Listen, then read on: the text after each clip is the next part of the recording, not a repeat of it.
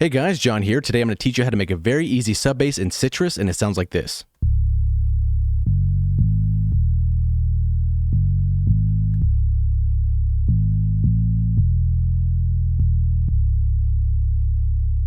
Alright, so let's get started. This one is only using one operator that we're listening to, but the other operator, number 2, is going to be FMing the first one. So for our first operator, we dropped it down by 1 octave, and then the second operator, we dropped it down by 2 octaves, so 0.5 right here with our ratio. Now we're going to be FMing number 2 right here to 1 at about 15% or so, and it's going to sound like this. Now if we didn't use FM, it's just going to have one tone. So just one sine wave, really. But with the FM,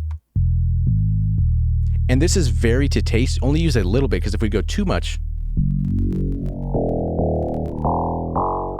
we lose the sub bass sound. So about 15% is pretty good, 15 or 14 or so. Now in operator 1, we have a pitch envelope as well. It's going to start at the top and it's going to ramp down really quick and set into its standard regular pitch. And then we also brought down this pitch envelope just a little bit, maybe to kind of dial in that sound. Because you see that little change right there? So this is at about plus 736 or so. So if we have it too high, we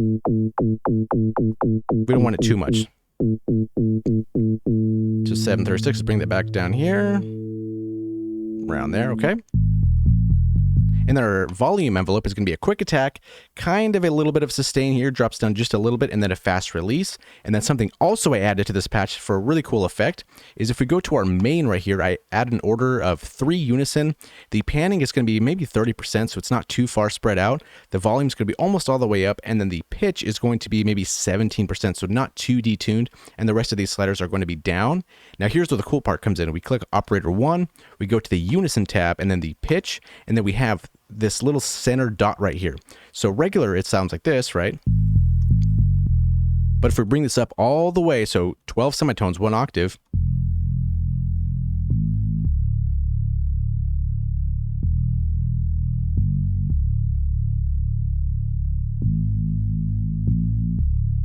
it kind of gives that sub bass low end atmospheric kind of sound. So here's the difference again. Here's regular and up.